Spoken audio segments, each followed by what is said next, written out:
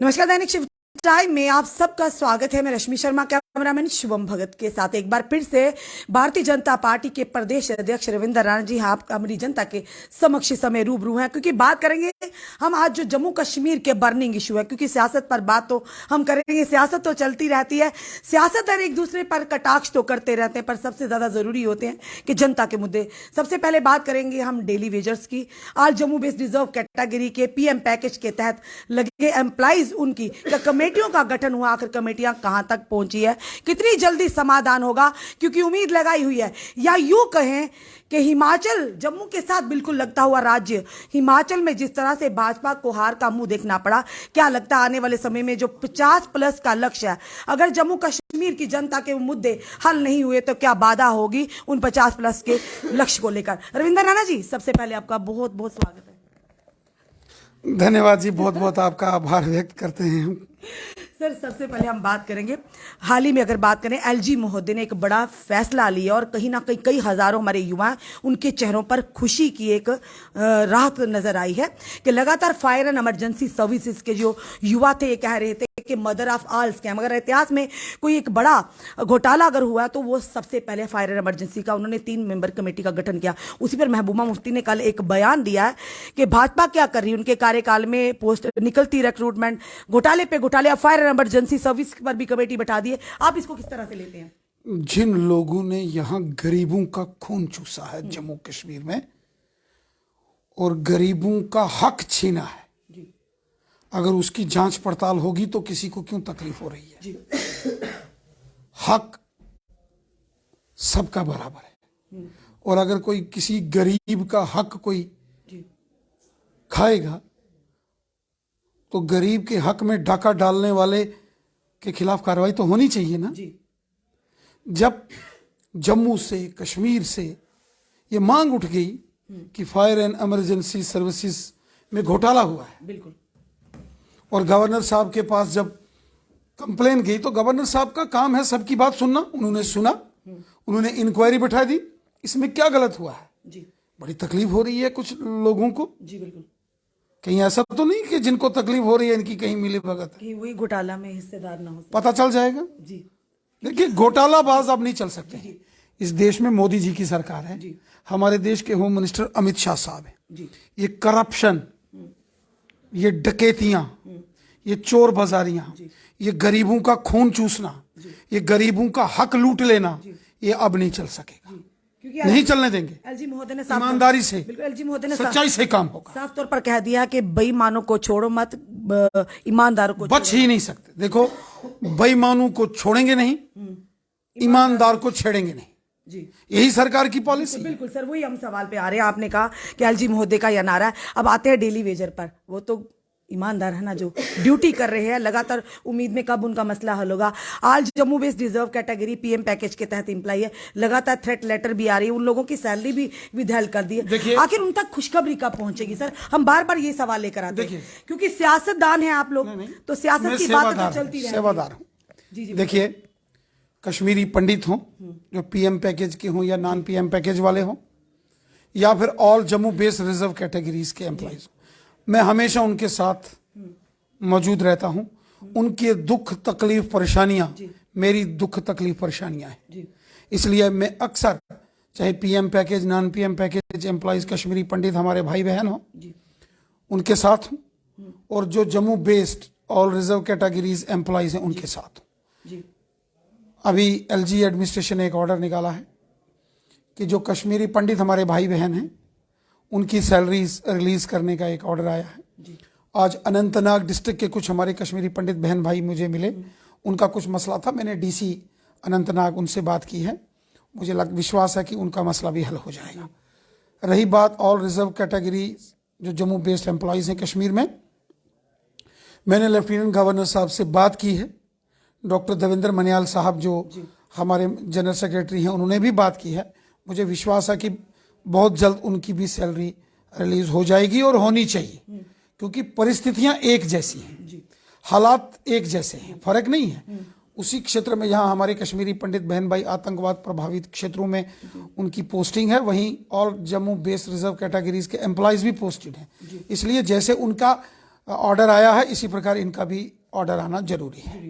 Sir daily wagers की बात करते हैं हम अब। डेली वेजर्स के लिए कब तक आप खुशी ला रहे हैं, क्योंकि अब 22 तारीख का ऐलान कर दिया उन्होंने कि 22 को एक बड़ा उग्र प्रदर्शन होगा, पर क्यों आखिर प्रदर्शन करने पड़ रहे हैं सर उन्हें? क्यों नहीं कोई जल्द से जल्द उनके लिए राहत का कार्य किया जा रहा है सर?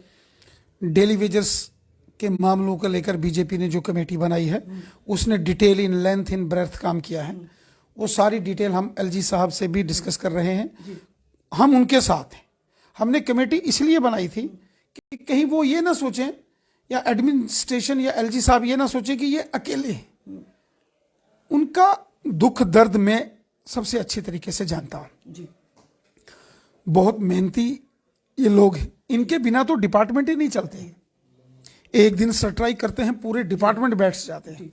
इसलिए डेली वेजेस का मामला हल हो, उनकी रिकमेंडेशंस जिस कमेटी ने को हमने बनाया था वो पूरा पेपर तैयार हो रहा है, जल्द उसको लेकर भी हम आगे बढ़ेंगे। नहीं कोई पॉलिसी, रेगुलर पॉलिसी या ऐसा 64 के अंतर्गत उन्होंने कहा हमें रेगुलराइज किया जाएगा, क्या उस पर काम हो रहा है सर? देखिए, क्योंकि जो कमेटी मेंबर है श्याम चौधरी जी की बात करें, श्यामलाल शर्मा भली भांति जानते हैं इन सब चीजों को, फिर किस तरह देखिए दोनों पूर्व पीएचई इरिगेशन फ्लड कंट्रोल्स के मिनिस्टर हैं, श्यामलाल शर्मा साहब भी और श्यामलाल चौधरी जी भी, और उस सारी टीम में बड़े एक्सपर्ट आदमी हैं। उन्होंने काफी वर्क किया है।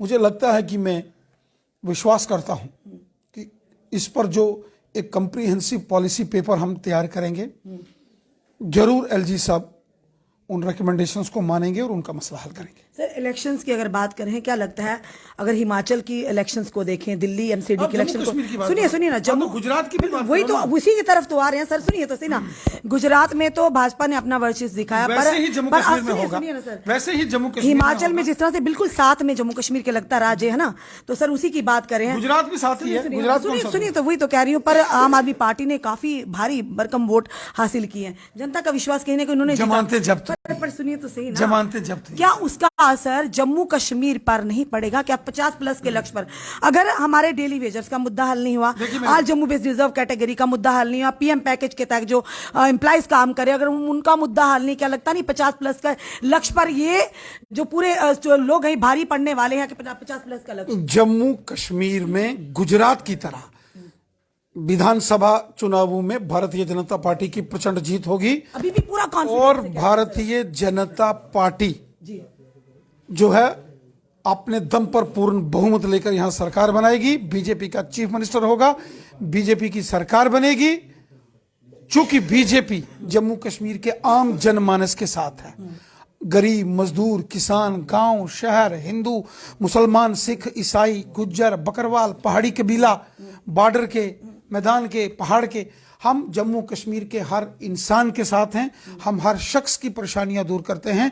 इसलिए मुझे पूरा विश्वास है कि गुजरात की तरह जम्मू कश्मीर में भी प्रचंड बहुमत से भारतीय जनता पार्टी हिमाचल की तरह नहीं, गुजरात की तरह, हिमाचल की तरह नहीं। जी जी, थैंक यू। एक जाते जाते बयान सर एक मिनट, आप महबूबा मुफ्ती का अगर कोई बयान देती है, आप कटाक्ष करती है महबूबा मुफ्ती का, ताबड़तोड़ जवाब देते हैं। डॉक्टर फारूक अब्दुल्ला जी का बयान जो हमारी सेना के लिए कहा गया, आप सेना की हमेशा प्रशंसा करते हैं, उन्होंने कहा कि सेना ही जम्मू कश्मीर घाटी में जनता को वोट देने से रोकती है, सेना को चुनाव से दूर रखा जाए, अन्यथा आने वाले समय में ऐसा तूफान होगा, रोका नहीं जाएगा। इस बयान पर आप क्या कहते हैं डॉक्टर फारूक अब्दुल्ला जी? देखिए, डॉक्टर फारूक अब्दुल्ला साहब का एक बयान पिछले दिनों आया था कि कोई डोडा की घटना सुनाई थी उन्होंने कि 1996 में डोडा के अंदर कहीं, डॉक्टर फारूक अब्दुल्ला ने खुद कहा, उनका बयान था। उन्होंने एक अपने पार्टी के एक जलसे में कहा कि डोडा में 1996 में जो वोटिंग मशीन से उनको कहीं आर्मी कैंप में ले जाने की बात डॉक्टर फारूक अब्दुल्ला साहब ने कही, लेकिन शायद फेवर कर रहे हैं, मेरी बात, उनकी बात का जवाब दे रहे हैं। मैं जवाब दे रहा हूं ना जी। ये जो आपका रुख है ना महबूबा जी की तरफ और तरह का राज, मेरा जवाब सुनिए ना पूरा। बोलिए। डॉक्टर फारूक अब्दुल्ला साहब ने जो पिछले दिनों एक बयान दिया कि जम्मू कश्मीर के डोडा में 1996 में वोटिंग मशीन्स को लेकर उन्होंने कहा कि आर्मी ने अपने कैंप्स में वोटिंग मशीन्स का वहां पोलिंग बूथ लगाया था और वहां वोटिंग मशीन से वोट नहीं पड़ रहे थे। शायद डॉक्टर फारूक अब्दुल्ला साहब को याद नहीं होगा कि वोटिंग मशीन्स तो 2002 के बाद आई, 1996 में तो वोटिंग मशीन ही नहीं थी। तो थोड़ा भूल भुलैया में है, उनको भूल भुलैया में नहीं रहना चाहिए। तो क्या करना चाहिए? इस तरह की टिप्पणी करना हमारी सेना के ऊपर क्या क्या क्या भारतीय जनता पार्टी हमेशा कहती है इस तरह के सयाना पर कोई अपने आप में सेना का अपमान नहीं सहेगा हिंदुस्तान। बिल्कुल बिल्कुल बिल्कुल नहीं यही बयान महबूबा मुफ्ती सेना का के बयान क्या होते? सेना का अपमान नहीं सहेगा हिंदुस्तान, ये बात पक्की है। और इसलिए डॉक्टर फारूक अब्दुल्ला खिचड़ी नहीं, क्या बात है, क्या बात कर खिचड़ी रहे हो? पक रही है सर, सवाल पैदा नहीं होता। इतनी बड़ी ही पोलाइटनेस से डॉक्टर फारूक अब्दुल्ला जी के बयान मैंने कहा वो भूल भुलैया में हैं, क्या बात कर रहे हो? तो क्या करना चाहिए उस भूल भुलैया से? माफी मांगनी चाहिए उनको। क्या बात है? हाँ, यही तो बात हम माफी जी माफी मांगनी चाहिए ना, बोलते ना गलत किया है। बिल्कुल जी, धन्यवाद। साफ तौर पर डॉक्टर फारूक अब्दुल्ला के बयान पर भी रविंदर रैना जी ने कहा कि भूल भुलैया में है पर उन्हें माफी मांगनी चाहिए, सेना का अपमान नहीं सहेगा हिंदुस्तान। इस तरह की टिप्पणी करना बिल्कुल भी कतई बर्दाश्त नहीं होगा। साथ ही साथ हमने ये भी पूछा क्या जो जम्मू कश्मीर के बर्निंग इश्यूज हैं, अगर बात करें डेली वेजर्स की, बात करें आज Jammu based reserve category employees की या पीएम पैकेज के तहत लगे जो एम्प्लॉयज है, क्या 50+ के लक्ष्य में अगर वो पूरा नहीं हुआ तो क्या आने वाले समय में बाधा पड़ने वाली है? इन सारे मुद्दों पर हमने बात की। आपका इस वीडियो को देखकर क्या कहना, अपने कमेंट, अपने सुझाव हमें जरूर दीजिए। इस वीडियो को जितना सके शेयर कीजिए, जुड़े रहिए हमारे साथ अगले अपडेट के लिए। जय हिंद, जय भारत।